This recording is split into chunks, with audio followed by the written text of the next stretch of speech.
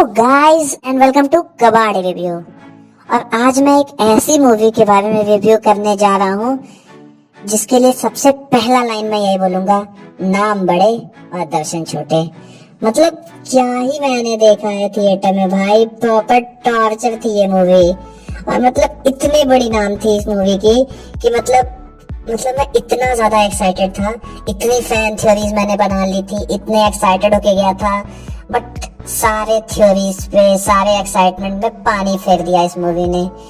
तो अभी तक तो आप समझ ही गए होंगे मैं किस मूवी की बात कर रहा हूँ। इस मूवी का नाम है सलार पार्ट 1 सीज फायर। मतलब काफी दिनों से और एक्टर हमारे फेवरेट रेवल स्टार प्रभास, जिनकी पिछली कुछ मूवी अच्छी नहीं बीती है, तो उन्हें भी एक कम बस बिल्डअप दो। मतलब प्रभास ऐसे वॉक कर रहा है तो बिल्डअप, प्रभास इधर जा रहा है तो बिल्डअप, उसकी माँ उससे बात कर रही है तो बिल्डअप, पीछे आग जल रहा है तो बिल्डअप। एक सीन में तो हद्दी हो गई भाई, हाथ में उसके वो बर्थडे नाइफ होता है जो प्लास्टिक वाला, वो था तो भी म्यूजिक से बिल्डअप दिया जा रहा है।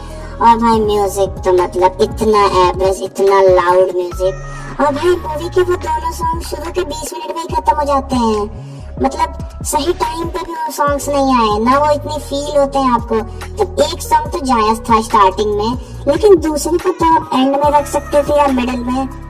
मतलब आई am really disappointed by music. KGF का म्यूजिक आप याद करो, कितना परफेक्ट म्यूजिक था कि लोग बैठ के गुनगुनाते रहते थे। उसका मदर वाला सॉन्ग इतना परफेक्ट था कि मतलब मजा ही आ जाता था सुन के। उसके बाद फिर बिल्डअप के बाद अचानक से इंटरवल के जस्ट पहले एक बहुत डेंजर फाइट सीन आता है। वो भी मतलब बस वहाँ प्रभास के अंदर का बांध टूटता है और उन्होंने उनके माँ उनको फाइट करने के लिए बोलती है। वहां जाके हमें पहली बार प्रभास का फाइटिंग सीन दिखा। देन फिर से प्रभास के साथ कुछ ऐसा होता है कि वो वहां से जा रहा होता है। फिर इंटरवल के जस्ट पहले एक बड़ा फाइटिंग सीन आता है जिसमें और ज्यादा बिल्डअप। मतलब हर तरफ से बहुत लोग घिरे पड़े हुए हैं, प्रभास उन्हें मार रहा है, गन से मार रहा है, कभी तलवार से काट रहा है। सब लोग डर रहे हैं उसको देख के, सब उसको जानते हैं। हमें कुछ आइडिया ही नहीं है कि स्टोरी में क्या चल रहा है, हम बस भाई बिल्डअप पे ही जी रहे हैं। मतलब क्या ही कहूँ मैं इस स्टोरी को यार कि कितना बिल्डअप देना था भाई। उसके बाद सेकेंड हाफ स्टार्ट होता है, तो सेकेंड हाफ पास्ट में प्रॉपर चल रही है कि तो क्या हुआ था जिसकी वजह से प्रभास और पृथ्वीराज के दोस्ती में दरार आई। फिर वो दोनों दोस्त बनने के बाद अलग हो गए थे, फिर कैसे मिले। तो उसमें खान सर की पूरी हिस्ट्री दिखाता है। भाई खान सर को तो इतनी बिल्डअप दी है कि हमारी गवर्नमेंट, इंडियन गवर्नमेंट उसके बारे में बात करने से डरती है। वाह प्रशांत नील, तुमने क्या ही किया। अगर यही बॉलीवुड की कोई मूवी ये चीज दिखाती, अभी बॉयकॉट हो रही होती। उसके बाद फिर खान सर की पॉलिटिक्स दिखाते हैं ये लोग। फिर दिखाते हैं कि पृथ्वीराज के कैरेक्टर के साथ कुछ बुरा होता है तो वो आर्मी की जगह प्रभास को लेके आता है। फिर वहाँ पे प्रभास उनके लिए फाइट करते हैं, लास्ट में एकदम खून खराबा करते हैं। यही मूवी चली है और सारी चीजें सेकेंड पार्ट के लिए छोड़ दिया जाता है कि उसके बाद क्या होने वाला है, कैसी फाइट सीन होने वाली है। वहाँ गद्दी के लिए अपने में ही लड़ रहे हैं लोग। मतलब ये हमारी इंडियन गेम ऑफ थ्रोन्स बना दी है प्रशांत नील सर ने। उसके रही बात मूवी के सिनेमाटोग्राफी की बात करें तो सिमिलर डार्क सिनेमाटोग्राफी जैसे हमने केजीएफ चैप्टर 2 में देखी थी, और मैं काफी इम्प्रेस्ड नहीं हूँ इस सिनेमाटोग्राफी से। मतलब कुछ टाइम पे सब बोरिंग टाइप की फील, डल टाइप की फील होने लगती है आपको। मतलब अच्छी नहीं थी। उसके बाद म्यूजिक की तो मैं बता ही चुका हूँ आपको कि म्यूजिक काफी एवरेज था। मतलब इतना लाउड म्यूजिक कि आपको हेडेक भी ये म्यूजिक दे सकता है। हाँ, एक्शन सीन्स अच्छे थे, स्लोमो शॉट्स अच्छे थे, बट फिर से वही केजीएफ चैप्टर 2 वाला ब्लैक स्क्रीन। पता नहीं मतलब क्यों ब्लैक स्क्रीन वाले कट्स लगाने हैं बीच में यार। उसके वजह से स्क्रीन सारे सीन का मजा खराब हो जाता है। लेकिन ये प्रशांत नील का ट्रेडमार्क बन गया भाई। उसके बाद और किसकी बात करें, श्रुति हसन की चलो बात करते हैं। तो श्रुति हसन का तो रोल ना कर रहा था। और भाई वो इंग्लिश क्यों बोल रही थी पूरी मूवी में? भाई उसको हिंदी भी तो बोलना चाहिए। वो इंग्लिश ही इंग्लिश बोलते जा रही है और कुछ फील नहीं आ रही है उस तरह की। मतलब वो उसकी कैरेक्टर तो ना भी हो तो भी चले, और सारे साइड कैरेक्टर्स तो बस अपने अपने कैरेक्टर्स प्ले करके चले गए। और तो इतने कैरेक्टर्स थे ना भाई कि मतलब किसी को प्रॉपर डेवलपमेंट इन्होंने दी ही नहीं है। अरे एटलीस्ट जगपति बाबू के कैरेक्टर्स को एक अच्छी डेवलपमेंट दी होती। वो राजा था खान सर का, मन्नार, मतलब राज मन्नार उसका नाम था, और उसको भी इन्होंने डेवलपमेंट अच्छी नहीं दी है। तो मैं बहुत डिसअपॉइंटेड हूँ मूवी से। उसके बाद एंडिंग भी बहुत बेसिक से कर दिया कि प्रभास सबको काट पीट रहा है। वो एक छोटा सा सस्पेंस दिया जो काफी सिंपल सा सस्पेंस था, जो मतलब आपको काफी एक्साइट नहीं करता है। बस यही मैं कह सकता हूँ मूवी के बारे में। और मूवी ने क्या काटा है पब्लिक की भाई। शुरू में स्पेशल थैंक्स मेंशन किया है हमारे केजीएफ स्टार यश को, और उनका कहीं कैमियो ही नहीं है पूरी मूवी में। मतलब मुझे याद है मैं थिएटर में बैठा हुआ था कि क्या पता एक पोस्टेड सीन आए।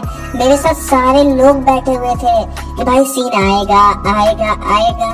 अरे तो मुझे तो निकलने के बाद भी ये फील हो रहा था कि क्या पता मेरे थिएटर में नहीं चलाया हो। जैसे केजीएफ चैप्टर 2 का पोस्टेड सीन मेरे थिएटर में नहीं चली थी, लेकिन बाकी वो जगह चली थी। बट बाद में पता चलता है कि कोई सीन ही नहीं था भाई, तो उनको स्पेशल थैंक्स लिख के हमारा काटने की क्या जरूरत थी भाई। अरे केजीएफ यूनिवर्स से नहीं कंबाइन था, किसी न्यू कैरेक्टर में लेते आते रॉकी को। हमें रॉकी को भी देखना था, लेकिन नहीं, प्रशांत नील सर को तो केवल ही भाई बिल्डअप दिखाना था प्रभास का।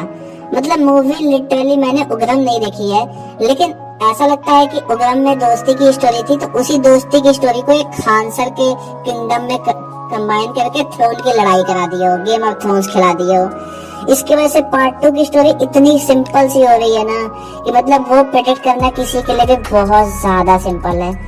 तो मैं मूवी से हूँ काफी ज्यादा डिसअपॉइंटेड, और ये रिव्यू काफी लोगों को नहीं पसंद आएगी जो मतलब प्रभास के और साउथ के बहुत बड़े फैन हैं।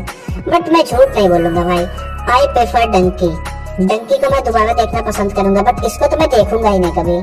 डंकी बहुत अच्छी है इसके सामने। मतलब वो एक प्रॉपर फैमिली एंटरटेनर है जिसको देख के आप कभी बोर नहीं हो सकते हो। इसको देख के हम बोर हो गए। अच्छा चलो मैं ड्रामा जेनर से नहीं कंपेयर करता हूँ। रिसेंटली 20 दिन पहले हम सबने एनिमल देखी है। एनिमल में भी बहुत तगड़ा वायलेंस था, वो भी ए सर्टिफिकेट थी भाई, वो बहुत परफेक्ट थी। एटलीस्ट उसमें वायलेंस के साथ स्टोरी और उसकी म्यूजिक उसकी स्टोरी पे 4 चांद लगा दे रही थी, जो यहाँ पे सलार में सबसे बड़ी कमी थी। I am really disappointed with Salaar यार। Prashanth Neel, I expected better from you. तो मूवी को चलो रेट कर लेते हैं भाई। मैं मूवी को दूंगा 5 में से 2.5 स्टार। 1 स्टार में दूंगा मूवी के एलिवेशन सीन्स को, कि मतलब हाँ अच्छे खासे थे जो आपके अंदर एक गूज़बम्स भर देते हैं। 1 स्टार दूंगा, एक सीन है मिडिल में। आप लोग को अगर केजीएफ चैप्टर 1 का एक सीन याद होगा, जब वो वहाँ पे अरे उस बुढ़े को बचाने के लिए सबसे लड़ाई कर लेता है, 22 लोगों को वहाँ मार देता है। तो उस तरह के एक गूज़बम्स वाला सीन है प्रभास का, उसको दूंगा। वो बहुत अच्छा सीन लगा। और हाँ, हाफ स्टार में दूंगा पृथ्वीराज की एक्टिंग को। हाँ, उन्होंने एक्टिंग बहुत परफेक्ट की, उनकी एक्टिंग पे कोई संदेह नहीं था। नेगेटिव्स की बात करूँ तो मैं 1 स्टार तो म्यूजिक पे काट दूंगा। बहुत गंदा म्यूजिक, डल म्यूजिक, एकदम लाउड, जो आपका सर दर्द कर दे। 1 स्टार में बिल्डअप पे काटूंगा, बस बिल्डअप, स्टोरी में कोई दम नहीं, आप बस बिल्डअप ही बिल्डअप देते जा रहे हो। और हाफ स्टार काटूंगा मैं कि प्रेडिक्टेबल स्टोरी काफी चल रही थी। तो मेरे हिसाब से सलार, आप लोग को अगर बहुत बड़े प्रभास फैन हो तभी जाओ देखने, वरना मत जाओ। I think you should prefer Dunki over Salaar. तो बस आज के रिव्यू में यही सब था। Thank you for listening my review, and मिलते हैं अगले वीडियो में। Thank you.